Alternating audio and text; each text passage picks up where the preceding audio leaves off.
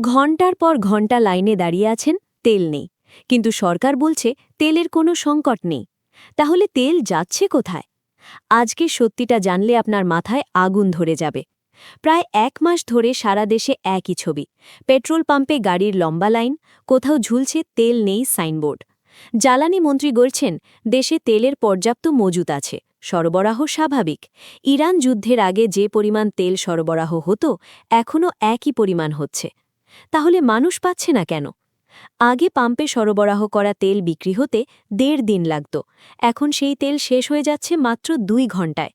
কিন্তু কোথায় যাচ্ছে এই তেল? তদন্তে বেরিয়ে এসেছে মূলত অবৈধ মজুদ ও কালোবাজারির কারণেই এই বিশৃঙ্খলা তৈরি হয়েছে। রাস্তায় তেলের ট্যাঙ্কার থেকেও তেল বিক্রির তথ্য পাওয়া যাচ্ছে। দেশ রূপান্তর। গত ১ মাসে সারা দেশে অভিযানে উদ্ধার হয়েছে ৩ লাখ লিটার অবৈধ মজুদ তেল।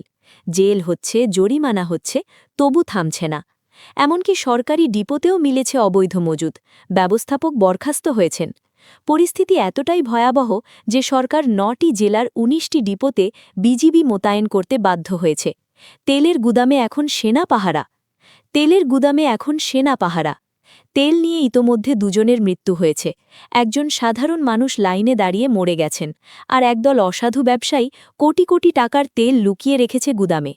তেল আছে, কিন্তু সাধারণ মানুষ পাচ্ছে না। এটা কি শুধু কালোবাজারি, নাকি এর পেছনে আরও বড় কেউ আছে? কমেন্টে জানান আপনার এলাকায় তেল পাচ্ছেন কিনা। শেয়ার করুন, সবাইকে জানতে দিন।